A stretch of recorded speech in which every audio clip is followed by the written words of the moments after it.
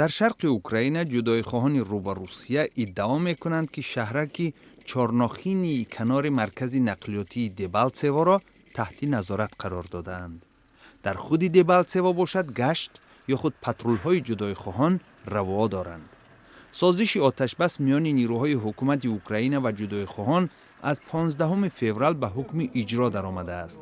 بر پایه آن پرزیدنت اوکراین پترو پوروشنکو امر داد که نیروهای حکومتی از این منطقه بیرون شوند. در پایتخت ارمنستان شهر یریون کارگران فعلی و سابق مؤسسه کیمیایی با تقاضای پرداخت معاش‌هایشان گردهمایی تشکیل کردند. بعضی کارگران میگویند معاش 2 ساله‌شان را نگرفتند. سالهای اخیر کارخانه نیرید به طور منظم فعال نیست و خادمان زیادی را به مرخصی اجباری ارسال نموده است. در شهر دوشنبه افسران وزارت کارهای داخلی صدها کیلوگرم مواد مخدر از قاچاقچیان مصادره شده را آتش زدند.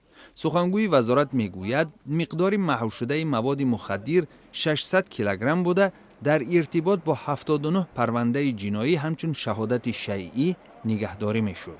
حالا حکم این قضیه ها صادر شده است. تاجیکستان کشوری ترانزیتی در قاچاق مواد مخدر افغانستان به روسیه و اروپا به حساب می رود. در شهر شمال و غربی بنوی پاکستان مقامات برای از بین بردن هر گونه ساختمان‌های غیرقانونی از بولدوزرها استفاده بردند. منصبداران میگویند راهرو و دیوارچه‌های غیر شرعی در کنار راه‌های ماشینگرد پیدا شده باعث ایجاد مانع در حرکت و ازدحام واسطه‌های نقلیاتی می‌شوند.